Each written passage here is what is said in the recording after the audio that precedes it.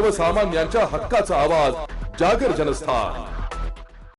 मनमाड नांदगाव राज्य महामार्गावर बोलेरो गाडी क्रमांक MH 15HM 1602 व मोटरसायकल क्रमांक MH 41BT 5816 यांच्यामध्ये अपघात झालाय। या अपघातात मोटरसायकलवरील आकाश निंबाळकर वय वर्ष 17 याचा जागीच मृत्यू झालाय, तर गणेश हार्दे हा गंभीर जखमी झालाय। अपघाताची माहिती मिळताच नागपूरचे सरपंच राजेंद्र पवार यांनी तात्काळ घटनास्थळी कार्यकर्ते पाठवून मदत केली आहे। रुग्णवाहिका बोलावून त्यांना मनमाड उपजिल्हा रुग्णालयात दाखल केले। आकाश निंबाळकर याला डॉक्टरांनी मृत घोषित केलंय, तर गणेश हार्दे याला अधिक उपचारासाठी खासगी रुग्णालयात दाखल करण्यात आलाय।